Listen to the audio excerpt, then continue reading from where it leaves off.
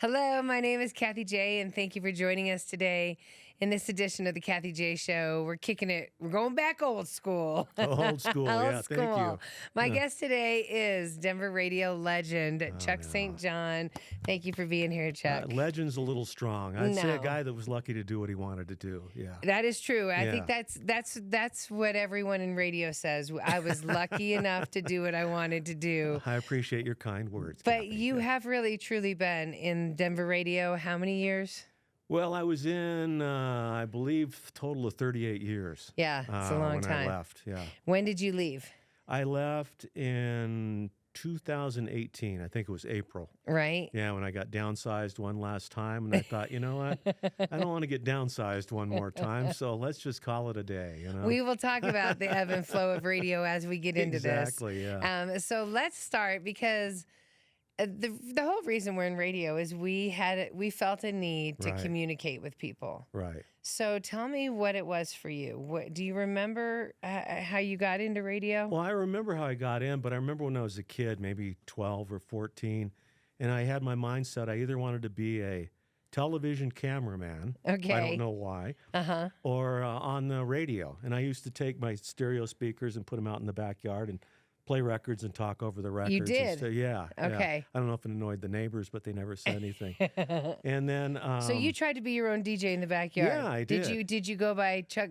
Because St. John is actually your real last name. Yes, it There is. are so many St. Johns, so many St. Johns in radio. Yeah, like John St. John, John we used St. to work, John. not his real name. Right, You know? that's not his real name, but you almost had to change your name because John St. John was at the place you were at first. But Yeah. Chuck St. John, that's your real name. So when you were a kid Yeah. and you were, on the ones and twos, what were you going by Chuck St. John? No. You didn't realize how cool your name was? I was Charles. Charles. My dad was Charles. And so every time she'd say Charles, when my dad knew she was talking to me, he'd say yes.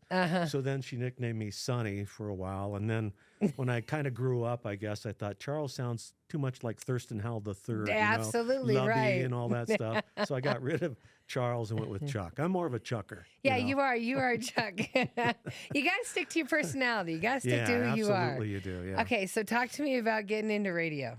Well, right out of high school, I started working just as a necessity, and I was ended up playing some music at a couple of clubs in town. Okay. Village 9, and then went out in Clinton. I can't remember what it was, the pub or something, and that gave me the bug again. So I went to Columbia School of Broadcasting. Really? Yeah. Okay. In what state? Right here in Colorado. Are you a native Colorado? Born and raised, Denver West Awesome. High School graduate. Yeah. Get it? Okay. Yeah. Is your wife a Colorado native? Yeah, Colorado native. She graduated at Jefferson High School. Awesome. Okay, Yeah. that's really cool. Yeah. Okay. There's a few Okay. of us around, yeah. Yeah, I know. So Columbia was like, it was a self-home course. So they'd send you information, and you'd have a little tape recorder, cassette recorder on your kitchen table, and you'd say things like, like a taste tester toaster makes truly taste tempting toast, and then they'd send it off. You'd send it to a guy in California or something, and he'd critique it and send it back to you. So That's how you did an air check back in the day? yeah. You recorded it. On a taste cassette. test toaster takes time. Yeah, I can't say it again. Say it again. No, a taste tester toaster makes truly taste tempting toast. A taste tester toaster makes toast. That's all I tempting remember from toast. those Okay, days. anyway. Yeah. So then you send that off. 2 weeks later, you get your air check results yeah, back. it's like, you'd say, boy, your quality on this tape isn't real good or whatever, Right. Okay, so then how do you finally get on the radio back in the day? Well, I was working yes. I was working for a food place off of 12th and Calumet out of high school, and I worked there till, I don't know, must have been early 1980, and the place sold, and I thought, well, I've completed the broadcasting course. Maybe I should try and do something with it. So Right. I quit my job, and back then, that was, in like 1980, it seemed like there was the only real traffic reporters in planes were Dick Dillon with KYGO Sky Rover Traffic, and Don Martin Sky Rover Traffic. and Don Martin with Sky Spy from KHOW. Yeah. So this guy came up with this idea: let's put together a traffic service, and we'd get a lot of people in cars, little Granadas or something with the Denver Post logo on it, and drive around and give traffic reports.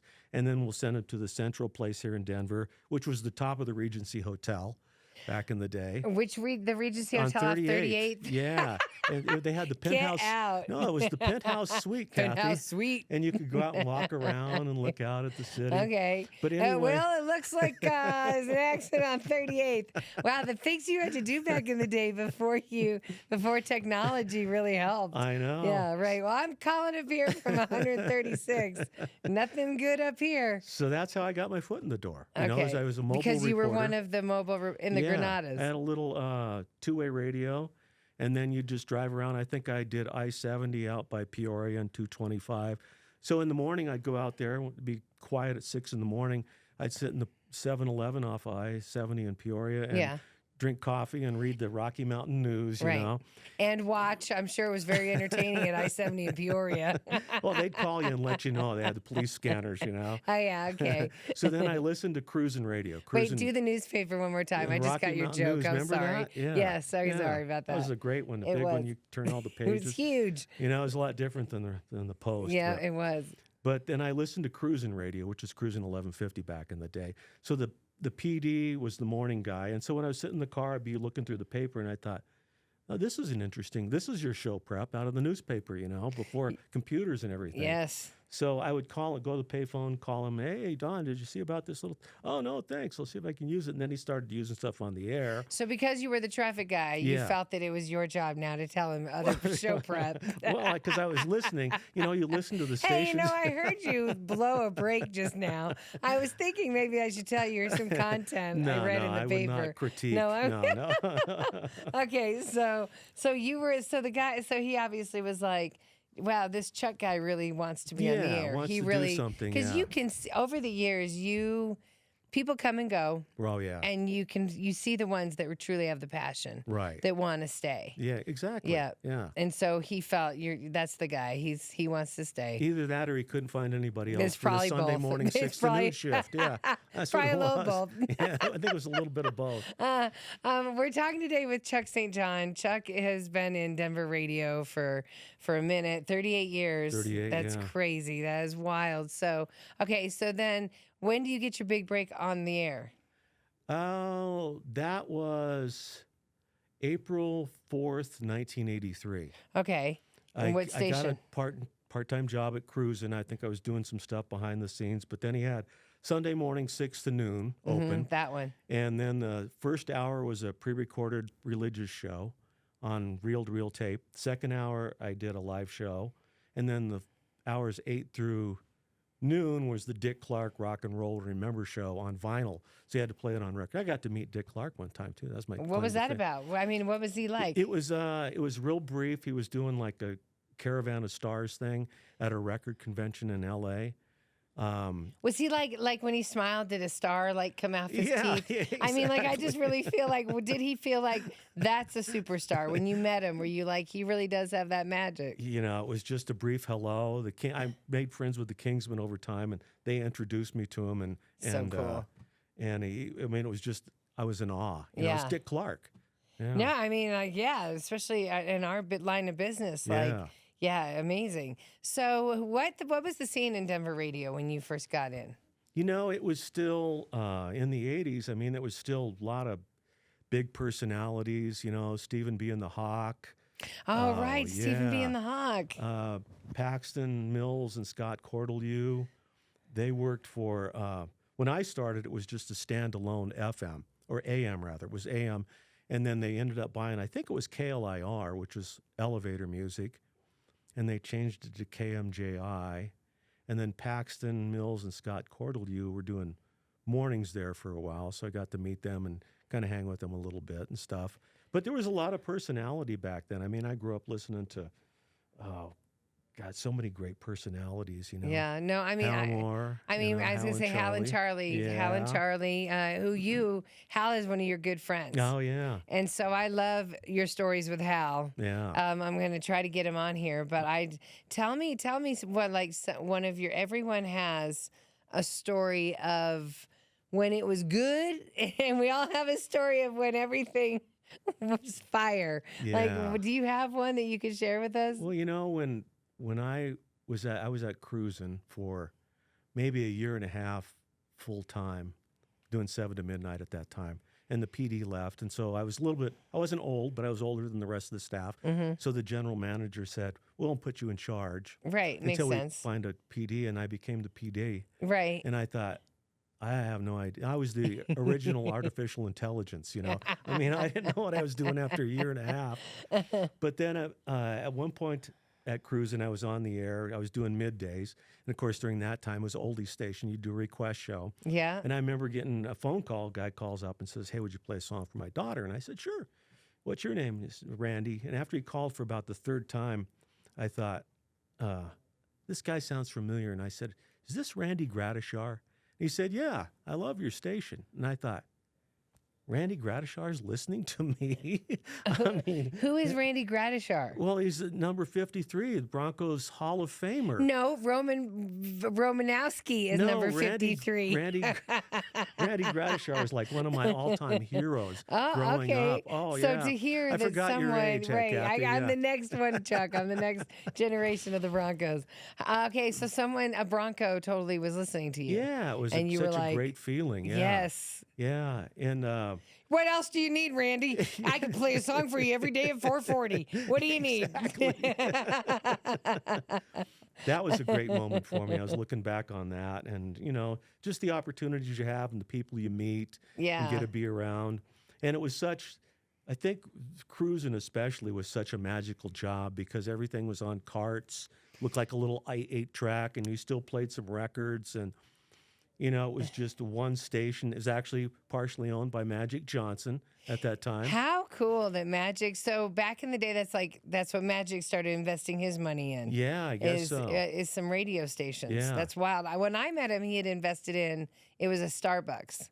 Oh. So he's always been investing in something, but don't knock the hustles. But you brought one of those paychecks. Yeah, I did. I brought from one when of my you worked first for paychecks. Magic Johnson. Yeah. Tell everybody how much money we got here, Chuck. Well, I looked at it and I thought it was 4 hours and it's making $6 an hour. And then I thought, no, I read that backward. It was 6 hours, and I started out at $4 an hour. Took a while to pay off that Columbia School of Broadcasting loan at $4 an hour. I bet it did, but that was a full 4-hour air shift right there, young man. Congratulations. But I mean, you remember starting out. I mean, I would do anything. Yes. I was thrilled to do the 1-hour show, and then I got to do weekends on Saturday for a while.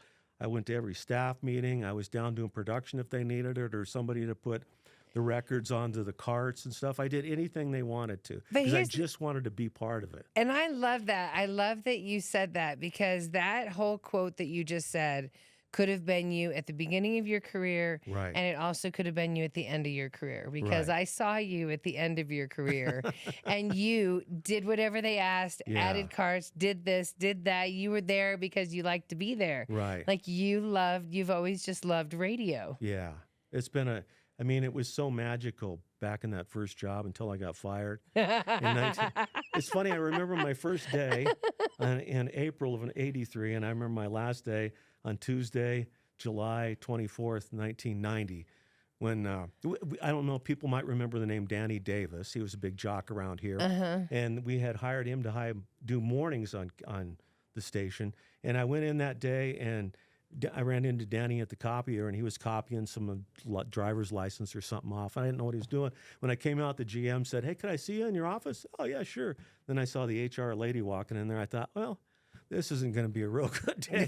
Next day, Danny was the PD, That's the way it went, Wow. Radio is ruthless. Oh, yeah, it can be. With, and it's hard because you have to, I was always taught it's a revolving door. So don't be mean to people, because if you don't work with them at this building, you're going to work with them in another building. Absolutely. And it's true. It is true. It is very true. Now, you've been at how many stations over the years? I worked for basically 3 different companies, but one company, Jefferson Pilot, I worked at 950, 1600, 1043, helped Bob put the fan together before they hired the program director, and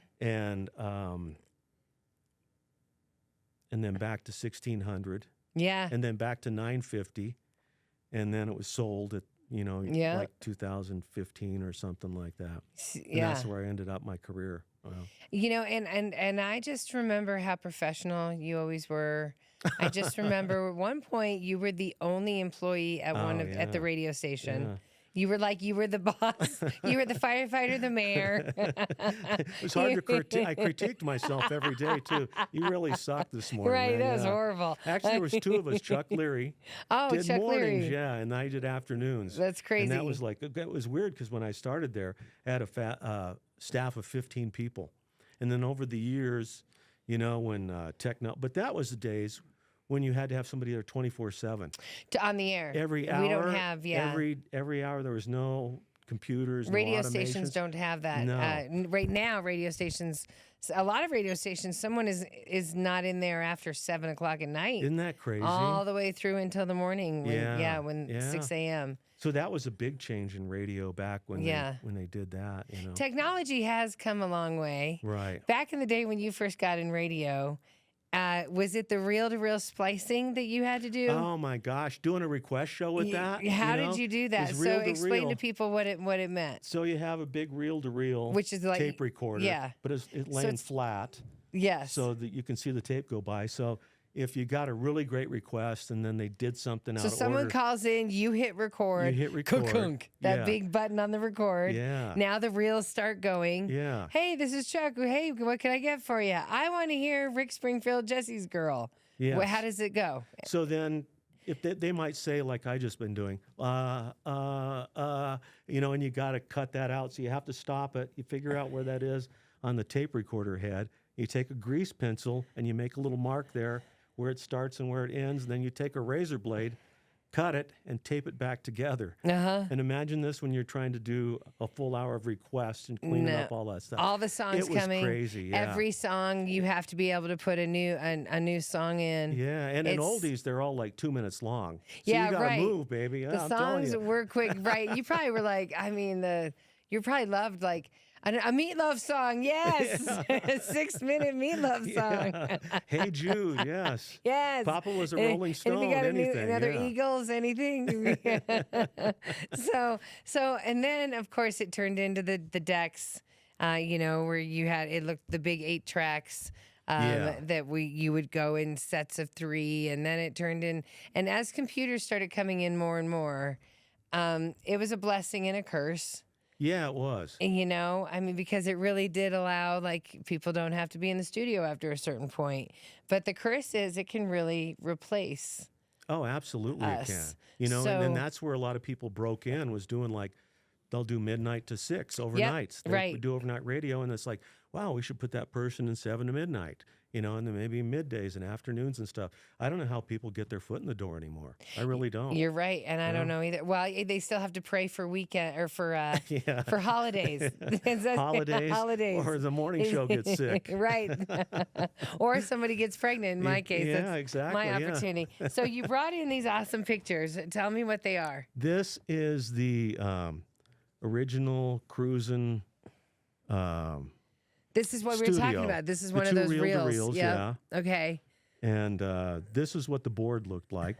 It was a pretty big deal Wow. because we had the cart machines. We had a 3 stack of those. So you could put a song in, a jingle in, and then another song that would play all 3 in a row.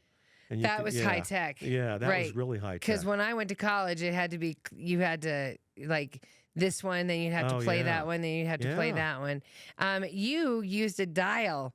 Like the yeah. old school TVs where you're trying to get the satellite to turn. Yeah, absolutely. You didn't have a button, No, there a was no volume push button that pulled just you up. turned up the microphone and the levels on all So the back songs. in the day, there was a lot more freedom when you were a jock. Oh, yeah. So tell me what was one of your favorite things about just being on the air? Even when I I'm was... sorry, real fast. Are you at the front desk of the No, office, or that's is that the really your actual studio. It looks like he's. I'm showing this up close, but it looks like he's just like answering the phones at the front desk, like you're It Annie, does, doesn't it? Annie at the front desk. But that's your studio. How Yeah. can you get any vibe to the city like that Well, with all that wood paneling? No. The back window was a big window. It was on like a half a floor up from the ground, and you could Okay, so open you it can up. see everything. Listeners All right. would come by. Oh, And, that's cool. you know, they stole the bus board off of, you know, the bus, and, okay, look what we got. You know, come by, Okay. knock on the window. Yeah, that was a great place to be. Yeah, I'm sorry. So that's why I was asking you. What you loved about doing it? You know, just the magic of being on the air. I mean, I loved everything about it. When I was a kid, my dad had a reel-to-reel, and I would record Kim radio, you know, and listen to them and then listen back what the jocks say and stuff like that. Mm-hmm. And I was just fascinated by everything with it, the production of it. Later on, when I became PD and went to work for Jefferson Pilot, I loved the nuts and bolts of, you know, how does this song plays this time in the one morning and then it plays in the next day part, and scheduling all that and everything behind the scenes too. We have a computer that takes care of all that. The Yeah. computers tell us this has played in 5 hours. Yeah. This is something that plays now. Like the computer, this is a slow beat versus this. I mean, it helps so much. Back in the day, I mean, you had to be good at math. There's no way I Oh, could have done yeah. that. Like the stop set of commercials is this. The song is this. Mhm. Add to talk to this. Like, oh my gosh, I couldn't have done it. I couldn't have done it. Yes, you could. I know you're crazy. So you were also saying though, it's about communication, and one Right. thing that makes a good jock is prep. Oh, yeah. And always, if something happens to you, you're always writing it down because at some point I'm going to talk about it. Right. Look at your notes. I don't know if you're aware of that. Look at all that. That's got to be all Well, of that your. is a lot of prep. That's a lot of prep. I guess I was trying really hard back then too, you know. You were always trying hard. Hey, Yeah. let me tell you what your review is on the air. If you can read that. This That's was from Westward, 1995. Westward 1995. I love this. Okay, so KYGO AM 1600. The slogan, your official station for classic country, the only station in Colorado playing 5 decades of your country favorites. Yeah. Okay, you remember that slogan? Oh, Who absolutely. did it? Was it said with the deep old country voice? No, we had You're kind only- of or a was- regular old Oh, voice. was it Dolly Yeah. Parton saying it? No. Yeah, no. we You're didn't. the only station in Colorado playing 5 decades of your I country think we favorites. had Dolly Parton. I may still have that at I home. think you did. That's Yeah. why I'm thinking of her. Okay, then it says DJs. Chuck St. John, supplemented by news guy Doug Alipra. Alipra. Great guy. St. John is a bit excitable, but generally doesn't overdo it. That's my whole career right there, you know. I was going to say that really was Little- you. You're a bit excitable. You just don't generally overdo it. You're perfect. Well, I don't know. It depends. I can overdo it sometimes. You know. No, Like that's Clark Griswold, you know. Did your family love the fact that you were in radio? Did they enjoy having a dad? Yeah, my daughter did.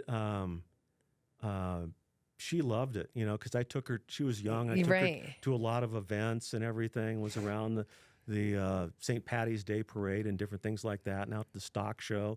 We used to, when we were doing classic country, we used to be out at the stock show every day, broadcasting live for the whole stock show. Oh, right. So you'd see all kinds of Yeah, stars walking yes. through, and it was magical. Yeah, my mom, bless her heart, never really could understand what I was doing. Well, now what is it you do again? Yes, you know, I just go I'm sit and- talking, mother. I'm talking. talking for $4 an hour. Yeah, Okay, we're speaking today with Chuck St. John, who has been a Denver radio legend. You've done so much, and so many people. Even when I gave you a tour here in the building again, everyone was like, "Chuck, what have you been up to?" Yeah.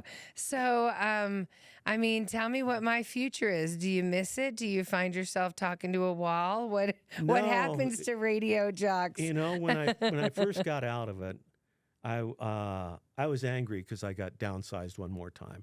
Yeah, so to explain that, what it was is how that one station went from 16 people to 2. Yeah. Eventually, it goes to 0. Yeah, Yeah. and then it was like, you know, I was doing afternoons, and the morning guy had been there for like 30 years or something. So, Right. and was the program director. So they're cutting expenses, so they got rid of my shift. Right. And you know, I was angry then, but it took me a while to get over it. But after that, you know, I thought, nah, I'm walking away.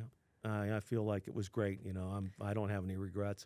And then after that, you know, one thing I'm looking back on it, I wish now I would have been more grateful for what I was doing when I was doing it. Because when I became PD, you're wearing all these other hats. You're running the radio station, and it, you know, it can be overwhelming. And Right. it's like, God, this really sucks or whatever, you know, Right, instead of right. remembering that magic that got you into it, you know. I don't know. I think you're too hard on yourself, because I remember the days when you were under the pressure, under the waves, and you still were like happy to be here, like you were still, hey, how's it going? Because your voice is always so genuinely nice. Like your voice always sounds so nice. Oh, So I thank remember you. you'd be telling me like stuff was hitting the fan, but your voice would be like blah blah blah blah blah blah blah blah blah, and I'd be like, that sounds a lot worse than you're saying it is. Maybe it's because of who I was talking to. Yeah, maybe. You're an easy Right. person to talk to. That's why we probably it. hit it off so much over the years. All right. So what do you want people to remember about you? I hope that people who do remember me just remember as somebody who was kind to them, maybe made them put a smile on their face a little bit, or laughed with them on the phone. I mean, that was the worst thing about losing your job was there was listeners I talked to every single day. You are Just call so me. right. The connection that you have And it's every like, day with whatever people. happened to Robert? Whatever happened to this guy or this lady, And you're just cut off from that. So I hope that people remember me as a kind person. I know a lot of the people, when I was program director, the bad part about that is You a were a lot boss. of people you're forced to eliminate. Yeah. And you don't want to. Right. So years later when I saw a lot of them around town, first thing I did was, hey, I'm really sorry I had to let you go. Yeah. They're like, we get it. Yeah, It's just the way whatever. radio is. Exactly. Yeah. You were a boss, but at one point you still had to moonlight at another station Yeah. to on the air. Yeah, Yes. You were and Mike Radio Reed. Network. I was good memory. I was Mike Reed, and it was because John St. John worked there too, and I was going to do the shift before him, so I couldn't use St. John. So where I came up with Mike Reed. Who He's knows? a one-hit wonder country guy. So. Oh, for real? Is that Yeah, where it was? yeah. Okay. You used to quiz me on country because I grew up with old school country, I remember. Right. And I'd be like, I know it so well. And you'd be like, really? Blah, blah, blah. And I'd be like, don't know it. Okay. All right. So before I let you go, and thank Yeah. you so much. Oh, Thank you thanks so for much for having me. doing this. Yeah. All right. So before I let you go, and this is the big one. Okay. Okay. So long after we're both gone, Yeah. people are still going to want to connect. Right. And they're going to want to be heard. They're going to want to hear each other. So what's your hope for the future of radio and communication? What do you hope next generations continue to carry on? Boy, when I started out, there were so many fewer choices. Now there's choices everywhere to listen to music and stuff. And I would hope that, there'll still be room for personalities in radio that can make that one-on-one connection like you do every afternoon, 'cause you Yeah. got listeners who just say, hey, that was funny, or I hope you're doing good today, or whatever. But I hope that somehow more of that magic can come back. And I don't know if people's attention spans will ever change enough not to just keep pushing buttons and True. listen to everything else, but that's been going on forever. But it would be nice if you could see more of that, where it's like you do out remote, I'm sure you do, and people come out and see you, and they're just in love with you and stuff. I just hope after we're gone that there's still some of that magic left that made Right. radio so unique. The connection Yeah, the that connection. radio provides. Oh, yeah. Yeah. Yeah, it was just unbelievable. It's been an honor working with you over the years. It's been an honor getting to learn from you. It's been an honor getting to watch you, and and you're a great husband and dad and coworker and boss. So I just I appreciate that, and Kathy. Thank yeah, you. it's been an honor working in radio. Yeah. Period. I know. I remember when I first met you, we just kind of hit it off. We did. We Because you did. were always smiling and I was always smiling. A couple of smiling twins there. or Right. something, Your world was probably falling apart more than mine. I really appreciate you having me here today, too, because when you asked me about this, I started thinking about all these different memories. And I could do 4 or 5 segments of just in the weed stuff that nobody wants to hear. I know you could. And when you get Hal Moore, you're going to have to do a 12-part special because So- he has 60 years worth of So stories. I was thinking that now everybody's introduced to you. Then I can do one with Hal, and then I think I'm going to do like a round table with both of you. Oh, so that'd be we can just immediately, now everybody remembers the two of you. Now we can just jump into the weeds and start having some stories. One thing I learned with Hal was I thought I knew how to do show prep until I worked with Hal Moore. Because He is a prep maniac, and I learned so much from him. in the I time have a work from. bucket of show prep. Yeah. Yeah, I have backpacks at home. Hal Moore is a legend. Next, but you are too, and thank you so much, Chuck St. John. Thank you, Kathie. I Thank really you. appreciate the time. Thanks for coming into people's lives and making them smile. Oh, thank you. All right, well, I'm Kathie J, and you can get more at my YouTube channel, and we will work on the other old fogies. Have a great day. Kathie J.